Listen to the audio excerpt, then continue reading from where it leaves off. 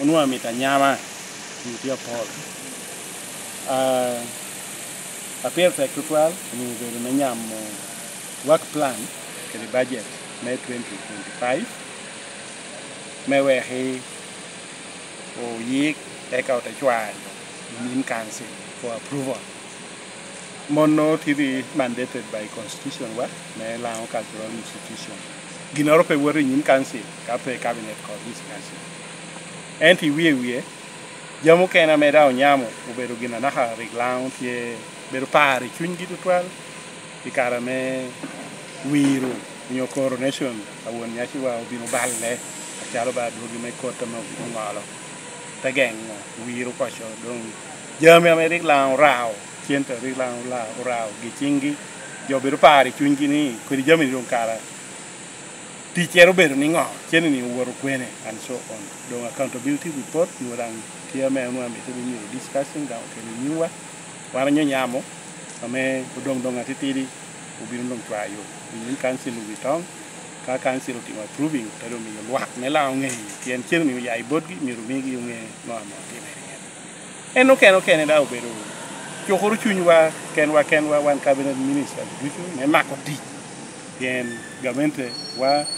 me la cultural institution bedo gamente dong ti gazette dan government ya recognizing wa central government ya recognizing wa donc teach ku ko chahero ko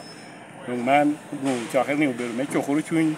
minister chel meneno ni tiu gina me kelo natela kelo dan ilang kan kele dan kelo alaha iyo me ko ala duchu donc wi en jama wan be be imia hane ne luak mela mero bet kere gena ngoye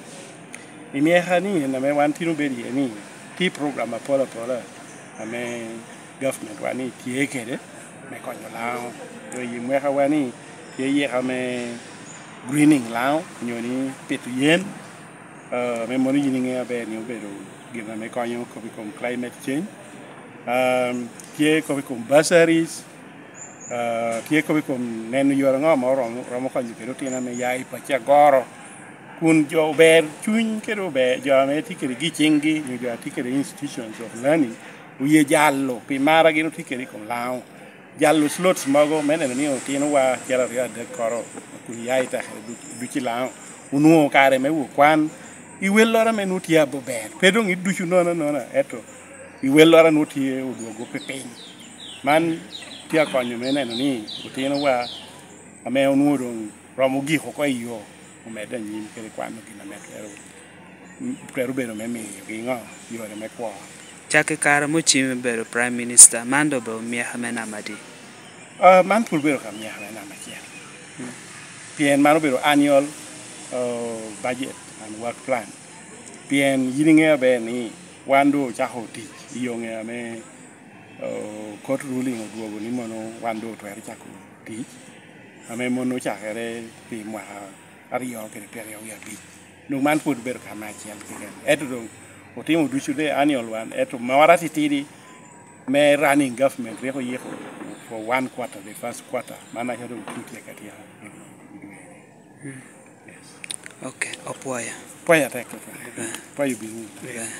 Thank you for watching Lango News channel. Please subscribe for more updates.